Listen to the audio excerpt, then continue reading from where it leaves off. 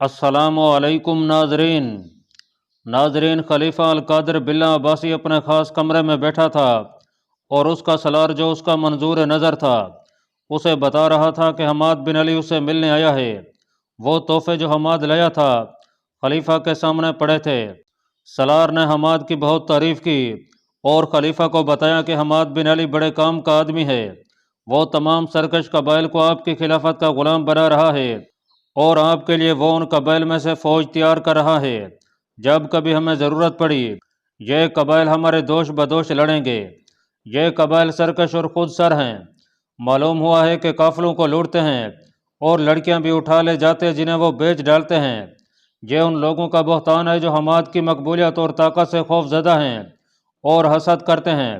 سالار نے چاپلوسی کا کمال دکھاتے ہوئے کہا، ہر وہ انسان جو لوگوں میں مقبول ہے وہ حاسدوں کے دل کا کانٹا سمجھا جاتا ہے۔ آپ کے بھی دشمن ہیں۔ حماد بن علی نے تمام سرکش قبائل کو اپنا مرید بنا رکھا ہے اور خود آپ کا مرید ہے۔ وہ تمام قبائل کو آپ کا مرید بنا چکا ہے۔ امیر المومنین، ایک اور درباری حاکم جو سالار کا ہی آدمی تھا بول پڑا، اس عمر میں بھی آپ کا چہرہ مبارک جوانی کے خون سے دمک رہا ہے۔ حماد بن علی آپ کے لیے جو تحفہ لایا ہے وہ آپ رات کو اپنے حرم میں دیکھ لیں گے اور آپ اس تحفے کے قابل ہیں۔ سالار نے کہا، آپ حماد کو شرف باریابی بخشیں، وہ باہر انتظار کر رہا ہے۔ اسے انتظار میں باہر کیوں کھڑا رکھا گیا ہے؟ خلیفہ نے ساری دنیا کے بادشاہ کی طرح جلالی سے لہجے میں کہا، ایسے آدمی کو ہم اپنے برابر بٹھائیں گے۔ فوراً حماد بن علی کو حاضر کیا گیا۔ وہ وجیہہ عرب تھا، چہرہ لال اور آنکھیں شربتی رنگ کی تھیں۔ ادھیڑ عمر تھا لیکن لگتا جوان تھا۔ اس کے چہرے پر ان عربوں کا جلال تھا جنہوں نے رومی اور زرتشتوں کو گھٹنوں بٹھا دیا اور اسلام کا پرچم سمندر پار یورپ میں جا گڑا تھا۔ حماد کے بازو لمبے، کندھے سیدھے اور گوشت سے بھرے ہوئے تھے۔ وہ جب اندر آیا تھا تو اس کے قدموں کے نیچے زمین ہلتی محسوس ہوتی تھی۔ اس کے ہونٹوں پر تبسم تھا اور وہ مردانہ وقار کا شاہکار تھا۔ اس کی آنکھوں کی چمک میں، اس کے چہرے کی دمک میں، اس کے زہری جہو جلال میں شیبہ تک نہ ملتا تھا کہ یہ شخص لٹیرا اور قاتل ہے۔ خلیفہ اٹھ کھڑا ہوا اور ہاتھ حماد کی طرف بڑھا کر بولا، آگے آؤ حماد بن علی، ہمیں تمہارے چہرے پر لکھا نظر آتا ہے کہ تم قصر خلافت کے پاسبان ہو۔ لوٹ مار کرنے والے وحشی قبائل کو لگام ڈال کر تم نے خلافت پر اور اسلام پر عظیم احسان کیا ہے۔ میں آپ کی رعایا ہوں امیر المومنین۔ حماد نے کہا، آپ نے ٹھیک فرمایا ہے کہ میں قصر خلافت کا پاسبان ہوں۔ میں اپنی جان اور صحرائی قبیلوں کی وفاداری پیش کرنے آیا ہوں۔ ناظرین، یہ 1019-20 عیسوی کا دور تھا جب سپین اندلس کہلاتا تھا اور وہاں اسلامی پرچم لہرا رہا تھا مگر سرنگوں ہوتا جا رہا تھا۔ قرطبہ سازشوں کا اور اقتدار پرست پہلوانوں کا اکھاڑا بن چکا تھا۔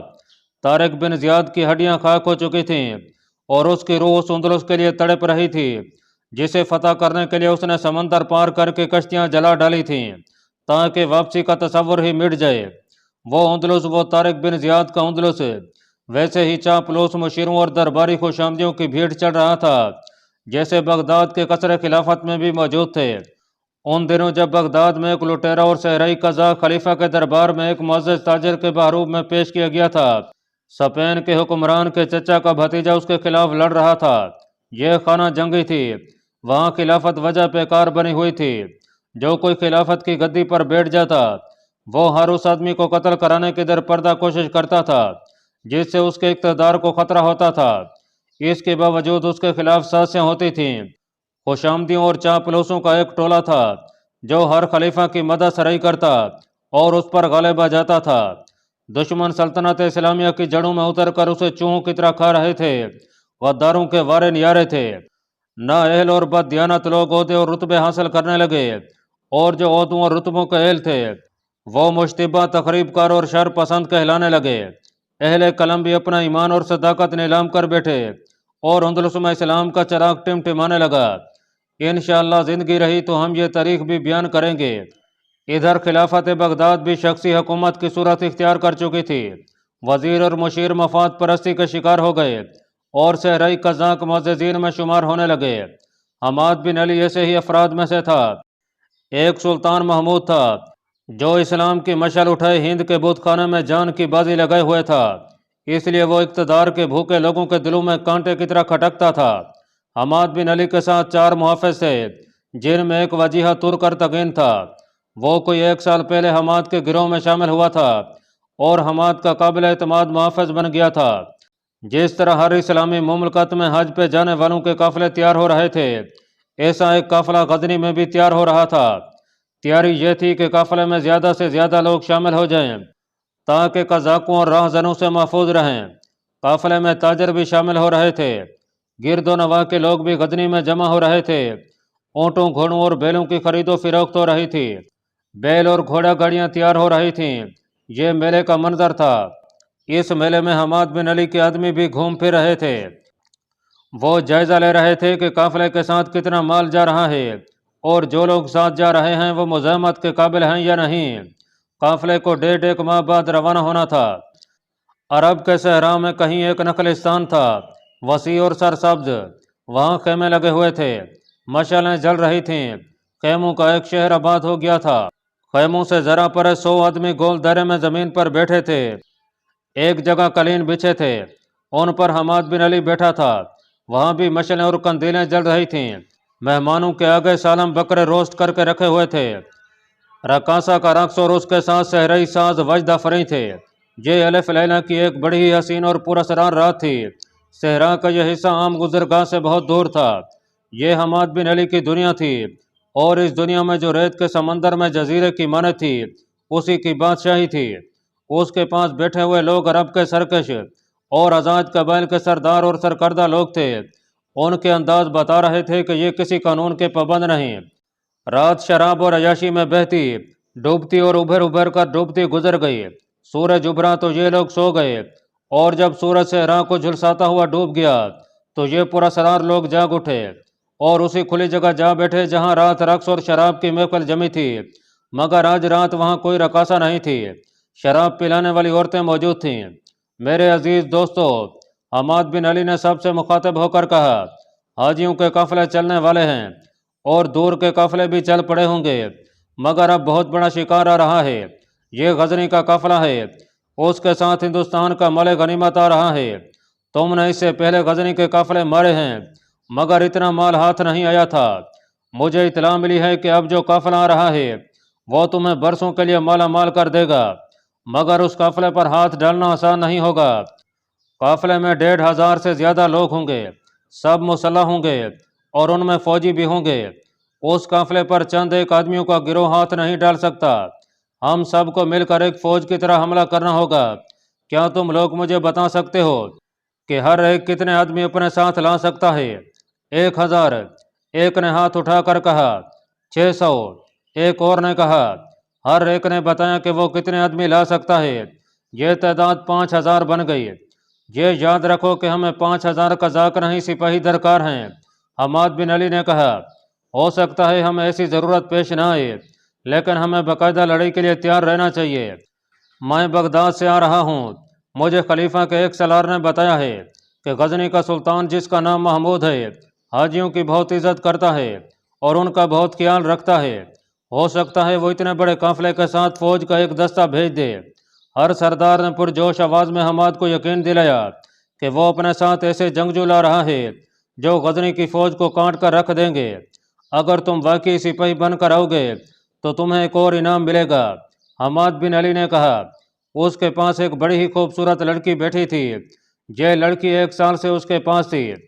اس نے لڑکی کے سر پر ہاتھ رکھ کر کہا، یہ غزنی کے حسن کا نمونہ ہے۔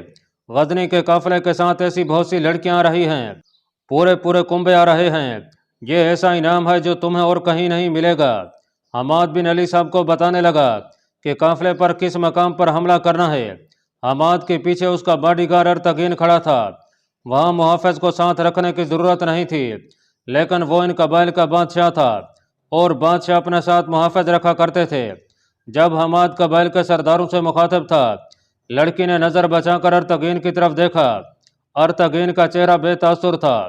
لڑکی نے اسے گھور کر دیکھا تو ارتگین کے چہرے کا رنگ بدل گیا، جیسے اس سے کوئی غلطی سرزد ہو گئی ہو۔ قبائلی سرداروں نے غزنی کے قافلے پر حملے کا منصوبہ طے کر لیا اور انہوں نے کید کے ریگستان کو حملے کے لیے موزوں سمجھا۔ اسی رات کا واقعہ ہے کہ حماد بن علی گہری نیند سو گیا تھا दूसरे खेमे में गजनी की ये लड़की जिसका नाम सबीला था जाग रही थी। उसकी नींद उड़ गई थी। खेमा गाह पर मौत का सकूत तारी था। उन लोगों को कोई गम नहीं था, कोई खतरा नहीं था। उन्हें पहरा खड़ा करने की जरूरत नहीं थी। राहजनी और कजाकी उनका पेशा था। वो वाशी थे, उन तक कानून का हाथ नहीं पहुंच सकता था। सबीला ने उठकर अपने खेमे का पर्दा जरा सा हटाया और बाहर देखा। बाहर तारीकी थी। वो किसी के इंतजार में थी। वो फिर लेट गई। कुछ देर बाद फिर उठी और खेमे का पर्दा हटाकर देखा, और उसकी नजरें एक दूसरे के साथ खड़े दो दरख्तों पर रुक गईं। उनके पसे मंजर में सितारों भरा आसमान था।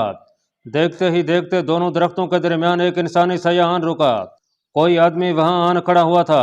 सबीला ने एक मर्दाना चूहा अपने ऊपर डाला और खेमे में से निकलकर दबे पांव खजूर के उन दो दरख्तों की तरफ चल पड़ी। साया दरख्तों के दरमियान से गायब हो गया। वो अर्तगीन था। रात जब महफिल बर्खास्त हुई थी तो सबीला ने मौका देकर अर्तगीन से कह दिया था कि रात को वो खजूर के उन दो दरख्तों के पास आ जाए जो पानी के किनारे अलग थलग खड़े हैं। अर्तगीन और सबीला की आपस में कोई ऐसी बात नहीं थी कि वो यूं चोरी छुपे मिलते। वो एक दूसरे को देखकर मुस्कुरा दिया करते थे। दोनों का इन कजाक कबाइल के साथ कोई ताल्लुक नहीं था, ना वो उनमें से थे। दोनों को एक काफिले से अगवा किया गया था। सबीला गजनी की फौज के एक शुतर सवार की बेटी थी। उसका बाप सिर्फ शुतर सवार ही नहीं था, वो सुल्तान महमूद का मोतकीद और मुरीद था। वो हिंदुस्तान में भी अपनी फौज के साथ गया था। वो अपने बच्चों को सुनाया करता था कि इस्लाम एक सच्चा और अजीम मजहब है जिसे सारी दुनिया में फैलाना हर मुसलमान का फर्ज है। वो उन्हें इस्लाम की अस्करी कहानियां भी सुनाया करता था। ये कहानियां सबीला के खून में शामिल हो गई थीं, मगर वो 12-13 साल की थी जब उसका बाप एक लड़ाई में मारा गया। सबीला की मां ने अपने खामन के एक दोस्त के साथ शादी कर ली। सबीला की उम्र 16-17 साल हुई तो सुतेले बाप ने उसे खासी बड़ी उम्र के एक आदमी के साथ ब्याह दिया। सबीला का अर्तगीन के साथ इतना ही ताल्लुक था कि वो उसके खामन का मुहाफिज और खास मुलाजम था। एक साल कबल सबीला का खामद एक काफिले के साथ कहीं जा रहा था कि रास्ते में डाकुओं ने घेर लिया। काफिले वालों ने मुकाबला किया, मगर उन्होंने हथियार डालने में देर ना की। अर्तगीन अभी तक मुकाबले में डटा हुआ था।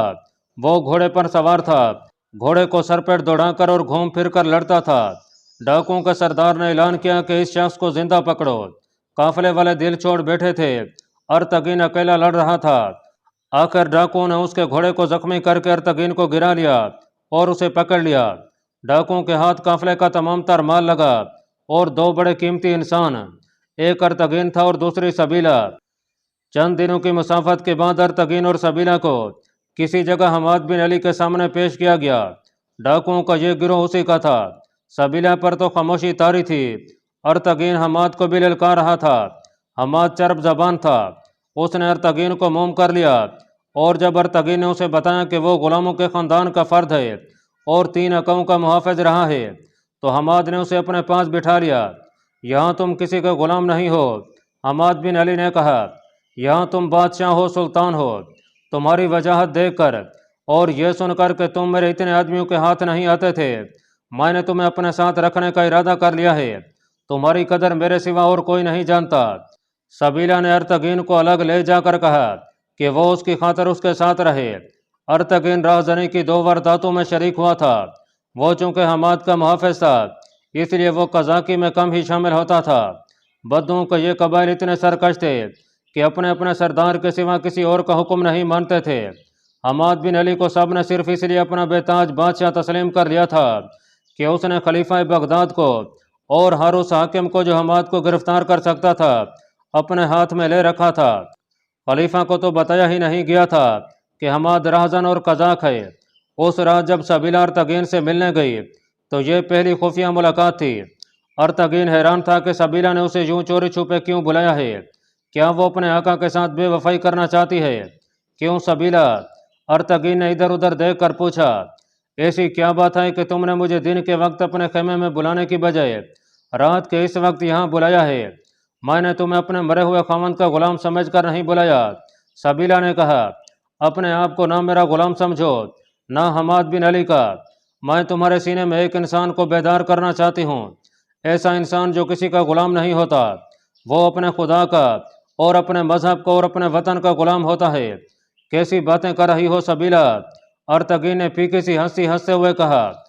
यही बताने के लिए तुम्हें यहाँ बुलाया है कि मैं जाग उठी हूँ। सबीला ने कहा, मैं तुम्हें बेदार करने आई हूँ। मुझे तुम्हारी मदद की ज़रूरत है। क्या मैं तुम्हें यहाँ से भगा ले जाऊँ? अर्तगीन ने पूछा। बड़ा मुश्किल काम है। नहीं, सबीला ने कहा, मैं यहाँ से नहीं भागूंगी, तुम भाग जाओ। तुमने हमाद बिन अली की बातें गौर से सुनी थीं, जो वो बद्दू के सरदारों से कह रहा था। वो गजनी के हाजियों के काफिले को लूटना चाहता है। अर्तगीन गजनी की बेटियां कज़ाकों की दश्ताएं नहीं बनेंगी। मैं उन बेटियों की आबरू बचाने के लिए कफ़ारा अदा करूंगी। मैंने ये सोचा है कि तुम यहाँ से निकल जाओ, मैं यहीं रहूंगी। अगर मैं भी तुम्हारे साथ निकल भागी तो ये लोग हमारा पीछा करेंगे। ये लोग मेरा भी पीछा कर सकते हैं।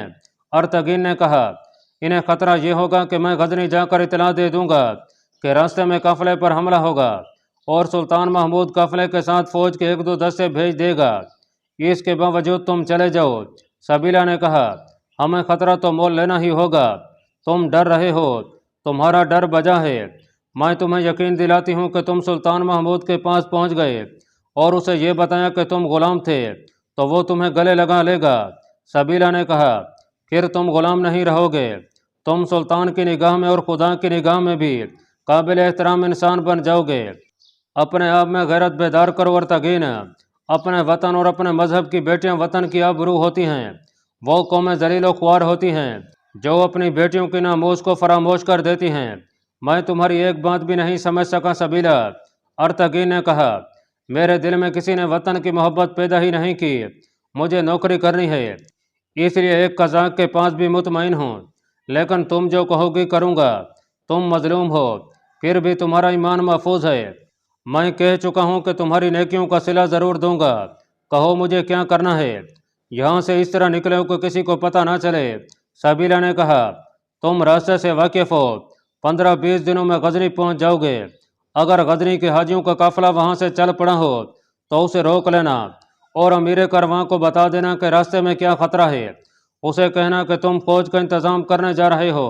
अगर काफिला भी वहीं हो तो सुल्तान महमूद के पास चले जाना और उसे बताना कि काफिले पर 5000 बद्दू हमला करेंगे। सुल्तान से यह ज़रूर कह देना कि कौम की एक बेटी ने पैगाम भेजा है कि हजाज के काफिले नहीं रोक सकते, कज़ाकों को रोका जा सकता है। फौज को साथ भेजना, वरना गजनी की बेटियां बाबुल और बगदाद के बाजारों में बिक जाएंगी। सुल्तान से कहना कि काफिले से एक भी बेटी अगवा हो गई तो खुदा सुल्तान को कभी नहीं बख्शेगा। मैं कह दूंगा। अर्तगीन ने कहा, मैं कह दूंगा। दुआ करो कि मैं जिंदा वहां पहुंच जाऊं। मगर तुम यहाँ से नहीं निकलोगी। मैं तुम्हें उस दरिंदे के पास छोड़कर किस तरह जाऊंगा। तुम चले जाओ अर्तगीन। सबीला ने कहा, अगर जिंदा रही तो बाकी उम्र तुम्हारी गुलाम रहूंगी। तुम कोई गुनाह नहीं कर रहे, खुदा तुम्हारे साथ है। क्या तुम इन लोगों को किसी तरह मेरे ताक़ुब से रोक सकती हो? कोशिश करूंगी। सबीला ने कहा, मैंने इन लोगों से बहुत कुछ सीख लिया है। तुम यहाँ के एक सरदार गोगील को जानते होगे जिसने कहा था कि वो 1000 आदमी अपने साथ लाएगा। मुझे उस शख्स से नफरत है। उसने मुझे धमकी दी थी कि वो मुझे अगवा कर लेगा। उसने ये भी कहा था कि मैंने अगर हमाद को बता दिया तो वो मुझे कत्ल करा देगा। मैं शायद उससे इंतकाम लूँ। तुम यहाँ की बातें छोड़ो अर्तगीन, बताओ तुम कब यहाँ से निकलोगे? अभी। अर्तगीन ने कहा, अब मुझसे कुछ ना पूछो, तुम चली जाओ। रात का आखिरी पहर गुजर रहा है। नाजरीन, सबीला अपने खेमे में आ गई। खेमा गाह में वही सकूत था जो पहले था। इन लोगों को जगने की कोई जल्दी नहीं थी। अर्तगीन उनके बेताज बादशाह का खास मुहाफिज था। उसे खेमा गाह में घूमने फिरने, कोई घोड़ा या ऊँट खोलते कोई नहीं रोक सकता था। जिस खेमे में खाने पीने का सामान पड़ा था वहाँ से कुछ उठाते भी उसे कोई नहीं टोक सकता था। उसने जब देखा कि सबीला अपने खेमे में पहुँच गई होगी, वो अपने खेमे में गया। बर्छी, तलवार, कमान और तुरकश उठाई, कुछ कपड़े लिए, सफरी थैले उठाए और रसद वाले खेमे में चला गया। वहाँ से पानी के मशकीज़े और खाने का सामान उठाया और एक ऊँट जा खोला। सामान उसके साथ बांधा और उस पर सवार होकर उसे उठाया। सबीला अपने खेमे में पर्दा जरा हटाकर देख रही थी। उसे खेमे सियाह ढेरियों की तरह नजर आ रहे थे। उसका दिल धड़क रहा था।